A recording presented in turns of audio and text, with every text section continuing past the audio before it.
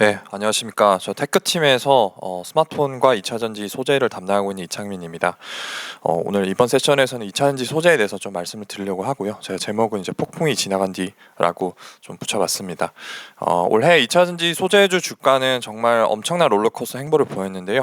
상반기에 급등세를 보이다가 이제 8월을 기점으로 좀 하락세를 보였고 최근에 다시 조금 올라가고 있는 모습을 보이고 있는데 이렇게 급변하는 와중에 어떤 식으로 투자 전략을 가져가면 좋을지에 대해서 아이디어를 좀 드리고자 합니다. 그래서 2차전지 소재 쪽에서 탑픽은 삼성 SDI를 좀 추천을 드리고 있습니다. 전체적인 맥락에서는 앞에 전우재 위원이 이야기를 한 것처럼 저희 KB증권은 이제 소재주보다는 배터리 셀 업체가 더 매력이 있다라고 좀 말씀을 드리고 있는 상황이고요.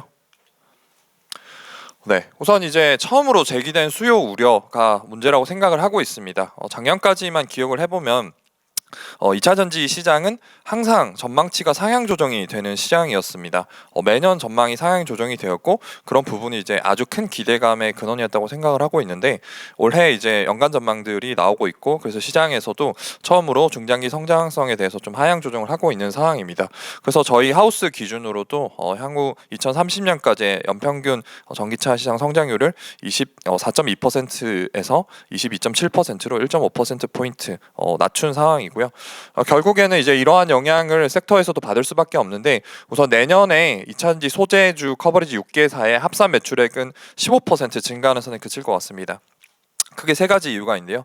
첫 번째는 우선 이제 삼성 SDI 비중이 큰데 삼성 SDI가 이제 캐파 증설이 내년에 없기 때문에 그 영향이 있다고 보시면 되고 두 번째는 이제 수요가 조금 슬로우다운 해진 부분들이 내년 한 1분기까지는 영향이 있을 것 같기 때문에 그거에 대한 영향이 있을 것 같습니다. 그리고 마지막으로는 이제 양극재 업체가 세 개사를 저희가 커버를 하고 있는데 에코프로비엠, LNF, 포스코 퓨처엠인데 이 세 개사의 평균 판매 단가 ASP가 23년보다는 24년에 조금 낮아질 것 같습니다. 이 ASP를 결정하는 가장 중요한 원인이 리튬 가격인데 리튬 가격이 작년 11월부터 계속해서 하락세를 보이고 있기 때문에 특히 상반기 기준으로 베이스가 높아서 24년은 23년보다 평균 판매 단가가 떨어질 수밖에 없는 상황이기 때문입니다. 그래서 전체적인 영업이익률은 23년보다 24년이 소폭 개선되는 걸로 전망을 했습니다. 삼성 SDI는 올해 이어서 이제 솔리드한 실적을 계속 기록을 할 것 같은데 이제 양극재 업체들 같은 경우는 이제 하반기에 실적이 많이 무너진 모습을 보였습니다. 이 리튬 가격이 하락하는 구간에서는 실적 부진을 피할 수 없기 때문인데요. 다만 이제 내년에는 1분기를 저점으로 이제 리튬 등의 원자재 가격이 소폭 상승할 걸로 전망이 되고 있기 때문에 이런 부분 고려를 하면은 1분기 이후의 실적은 그래도 어느 정도 올라올 수 있다 이렇게 좀 판단을 하고 있습니다. 다만 이제 방금 말씀드린 대로 소재보다는 셀을 선호를 하고 있습니다.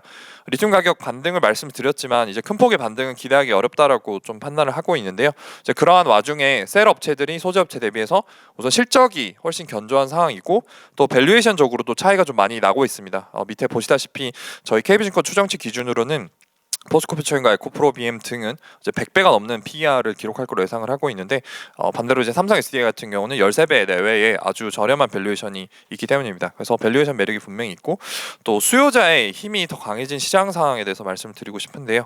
이제 시장 상황이 타이트할 때, 그러니까 수급이 타이트할 때는 공급자가 어느 정도 목소리를 낼 수 있습니다. 하지만 이제 수요가 약해지면서 공급이 널널할 때는 수요자가 훨씬 갑의 위치에 서게 됩니다. 너네가 아니라도 공급할 수 있는 업체 많아 이런 식으로 나올 수 있기 때문에 그런 부분들을 고려를 했을 때는 수요자라고 할 수 있는 배터리 셀 업체가 소재 업체보다 영업 환경적인 측면에서 더 유리하다라고 판단을 하고 있습니다. 우선 전기차 시장 같은 경우는 앞에서 말씀드린 대로 연평균 성장률이 24.2%에서 22.7%로 하향 조정을 했습니다. 이에 따라서 아랫단에 있는 배터리 셀과 소재 업체들도 영향을 받을 수밖에 없고요. 그래서 처음으로 성장률 둔화를 확인을 했습니다. 작년까지는 초고성장 구간이었다고 좀 판단이 되는데 가장 큰 차이점은 올해 들어서 이제 침투율이 16%를 지나갔습니다. 우리가 보통 캐즘 이론이라고 표현을 많이 하는데요. 얼리 어댑터들이 특별히 수혜를 보지 않더라도 제품의 구매를 하는 그런 구간이 초반에 침투율 16% 구간까지고 그 이외의 84%의 소비자들은 확실한 이득이 있어야만이 새로운 물건을 구매하는 경향이 있습니다. 이제 그런 부분들이 올해 처음으로 좀 나타나는 구간에 진입을 한 게 분명히 영향이 좀 있다고 판단을 하고 있고요. 이런 침투율과 연관된 부분이 또 보조금인데요. 최근에 전기차 시장 둔화가 특히 중국과 유럽에서 많이 일어나고 있는데 여기는 보조금이 큰 이슈라고 좀 생각을 하고 있습니다. 중국 같은 경우는 올해 들어서 전기차 보조금이 아예 없어졌고 독일을 비롯한 유럽 같은 경우는 뭐 최대 거의 절반 수준의 보조금이 날라갔습니다. 근데 이제 전기차를 구매하려고 하는 입장에서 만약에 23년 이후에 보조금이 없어진다 이런 소식을 들으면은 22년 말에 수요가 쏠릴 수밖에 없고 실제로 그런 상황이 나타났습니다. 그렇기 때문에 당연히 올해 초에는 전기차 수요가 약할 수밖에 없었고요. 사실 올해까지는 어느 정도 그런 부분에 영향이 있을 수밖에 없다고 보고 있습니다. 다만 이런 부분들은 시간이 지날수록 결국은 희석이 된다고 보고 있습니다. 이게 몇 달 전에, 1년 전에 보조금이 나왔다가 지금은 안 나오는 게 아쉬울 수는 있지만 그게 2년, 3년, 4년이 지난 뒤에도 영향이 간다고 보기는 좀 어렵거든요. 특히나 이제 전기차가 보조금이 삭감됐음에도 불구하고 가격이 계속 내려오는 추세이기 때문에 이런 부분이 영원할 거라고 생각이 되지는 않고 제가 봤을 때는 업황적인 부분은 올해 4분기와 내년 1분기를 바탕으로 수요는 다시 좀 회복이 될 수 있다라고 좀 판단을 하고 있습니다. 경기 불안 같은 경우도 이제 수요에 영향을 좀 미치는 요인이라고 생각은 하고 있습니다. 이제 금리 같은 부분들도 영향을 미치는 요인이기 때문에 다만 내년 3분기부터 이제 미국의 금리 인하 사이클이 시작이 될 거라고 저희 KB증권은 전망을 하고 있기 때문에 상저하고 내년 상반기는 수요가 조금 약하더라도 하반기는 그래도 좀 살아날 수 있다. 그래서 너무 비관에 빠질 필요는 없다라고 판단을 하고 있습니다.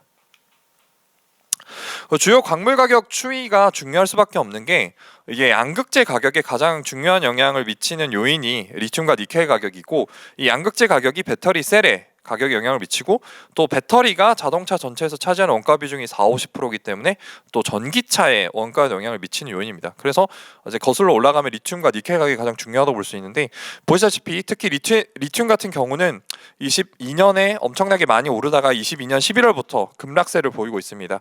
그래서 이러한 구간에서 양극재 업체들의 실적이 안 좋았는데 반면에 이런 리튬 가격이 하락을 하게 되면은 이제 원가 구조가 개선이 돼서 전기차 가격이 내려가기 때문에 지금은 좀 고통스러운 구간이지만 길게 봤을 때는 이렇게 리튬 가격이 내려오는 게 전기차의 침투에 도움이 될 것이다. 일단 싸야지 사람들이 사기 때문에 이렇게 가격이 내려온 부분은 크게 부정적으로 볼 만한 요인은 아니다. 지금은 고통스럽지만 길게 봤을 때는 좋은 요인이다라고 판단을 하고 있습니다. 근데 어쨌든 양극재 업체 입장에서는 전기차의 침투율이 늘어나는 것도 중요하지만 이 싸게 리튬을 사서 비싸게 팔았던 21년, 22년에는 실적이 좋았는데 이제 22년 말부터 23년은 비싸게 샀던 리튬이 막상 쌀 때는 제값을 못 받는 상황이 됐기 때문에 실적이 많이 망가졌습니다. 그래서 뭐 적자가 나는 기업도 있었고 뭐 흑자가 나더라도 이제 로우 싱글 수준으로 아주 실적이 안 좋아지는 모습이 나타나는데요. 근데 이런 부분들이 개선이 되려면 리튬 가격이 다시 올라야겠죠. 근데 사실은 큰 폭의 상승을 앞으로는 기대하기는 조금 어려울 것 같습니다. 제가 2분기 이후에 리튬 가격 반등을 말씀드리긴 했지만 소폭 반등 정도에 그칠 것 같아요. 왜냐하면 이 가격이라는 건 결국 이제 수급 상황에 따라서 수요와 공급의 상황에 따라서 바뀌는 부분인데 가장 중요하다고 볼 수 있는 중국 전기차 시장이 뭐 과학에는 2030년까지 공급 강해일 수 있다 이런 우려가 나오고 있기 때문에 리튬의 수급 상황도 그거에 연동되기 때문에 가격이 예전처럼 뭐 8만 불까지 가기는 어려울 거라고 생각을 하고 있습니다. 다만 이제 이런 수급 상황은 공급의 조절도 있을 수 있고 수요도 어쨌든 우리가 전기차 시장 성장세에 대해서 우려를 하는 거지 전기차 시장이 역성장을 하는 건 아니거든요. 예전에 기대했던 것만큼 초고성장이 안 나오더라도 성장은 분명히 뚜렷하게 나오고 있기 때문에 이런 부분들은 시간이 지나면서 점차 해소될 것이다. 다만 과거와 같은 아주 높은 가격들은 좀 어려울 것이다라고 보고 있습니다. 근데 그렇게 따지면 사실 양극재 업체들의 실적의 피크 시즌은 이미 작년까지였고 앞으로는 그때만큼의 마진을 걸어들이기는 쉽지 않을 것 같다라는 결론이 나오기 때문에 양극재보다는 셀을 좀 더 선호할 수밖에 없는 환경이다 이렇게 보시는 게 좋을 것 같습니다. 그래서 2차전지 소재의 커버리지 연초 대비 주가 등락률인데요. 특히 이제 뭐 에코프로 BM, 포스코 퓨처엠 두 업체 같은 경우는 엄청나게 드라마틱한 주가 변화를 보여왔습니다.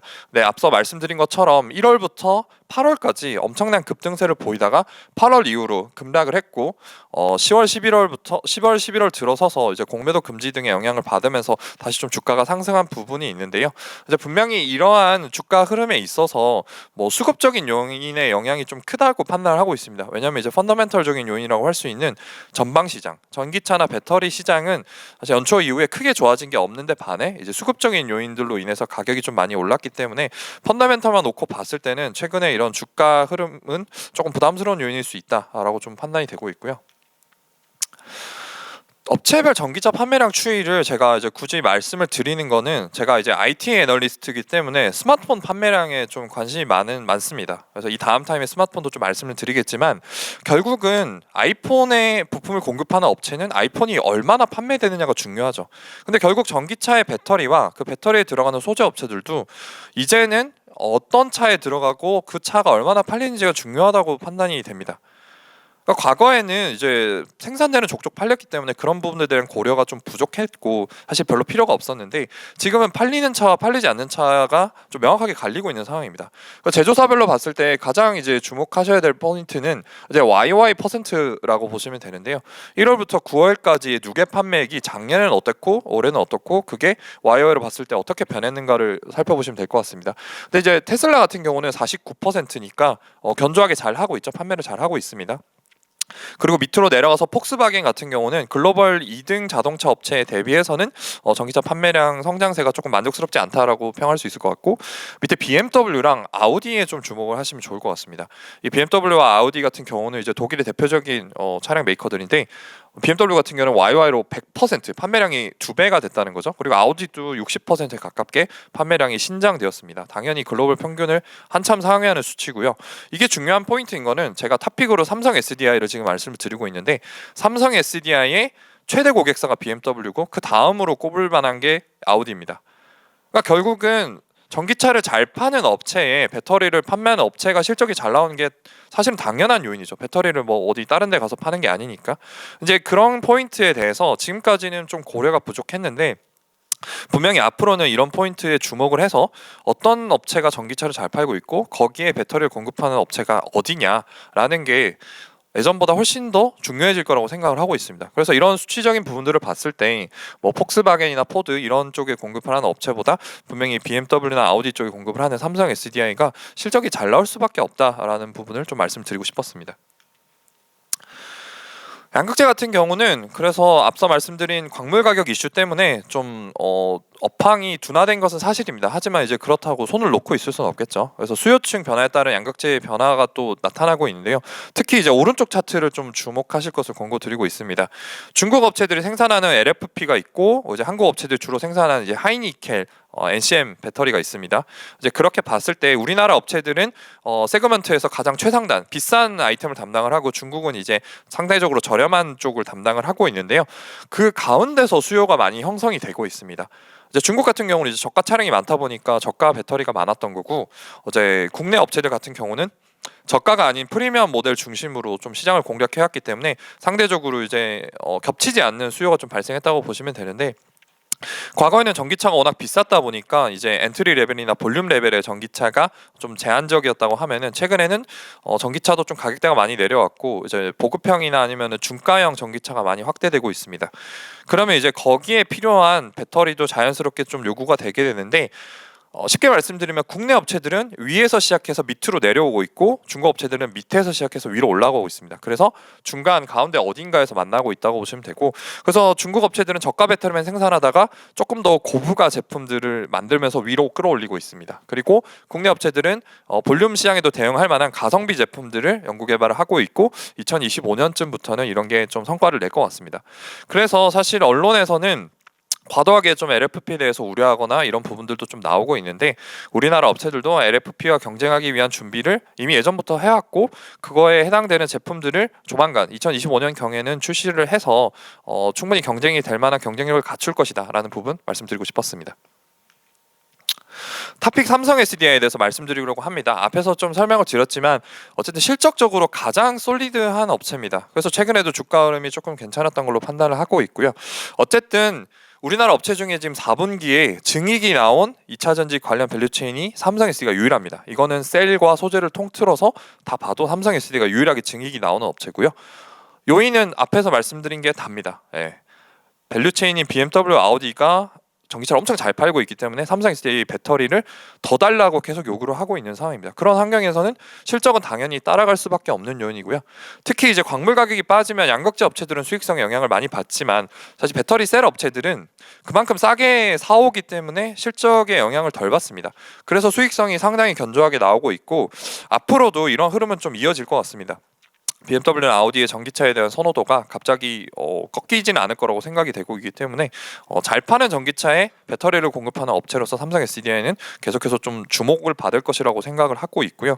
또 2025년부터는 미국 쪽에도 진출을 합니다. 원래는 이제 미국에 공장이 없던 SDI지만 지금 공장을 올리고 있고 25년 7월부터 양산 예정이기 때문에 미국에서 생산하면 미국의 수요도 흡수를 하고 또 AMPC도 받을 수 있기 때문에 삼성 SDI에 대한 또 다른 투자 포인트가 될 수 있을 것이라고 판단을 하고 있어서 삼성 SDI에서 2차전지 소재 업종 탑픽으로 말씀을 드리고 있습니다. 이상으로 발표를 마치도록 하겠습니다. 감사합니다.